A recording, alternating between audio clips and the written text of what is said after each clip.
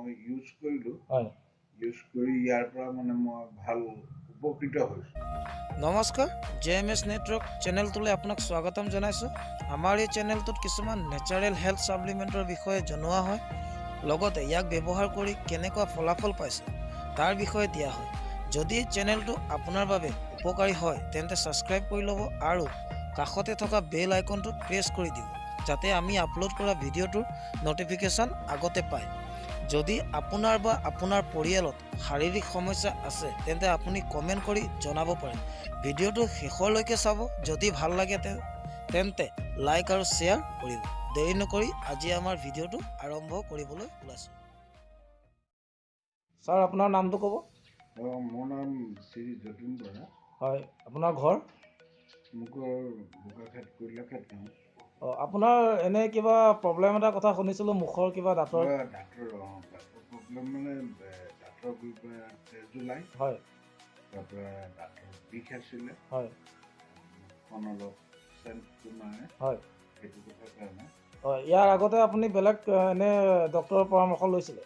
ডক্তৰৰ পৰামৰ্শ তেনেধৰণ নাই লোৱা। হয়। কিন্তু নাই লোৱা যদিও লৈছিলোঁ মানে এবাৰ দাঁতখিনি গোটেই ৱাছ কৰা। হয়।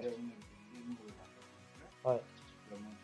ৱাছ কৰোৱা আকৌ ছমাহৰ পিছত আকৌ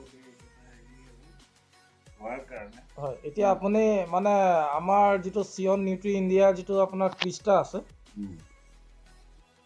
এই বস্তুটোৰ কথা মোক গাঁৱৰে এজনে মানে ক'লে যে আমাৰ এই বিপিন দত্তৰ ওচৰত এই বস্তুটো পোৱা যায়। হয়।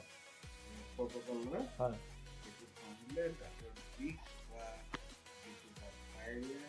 বন্ধ হৈ মই ইউজ কৰিলোঁ। হয়।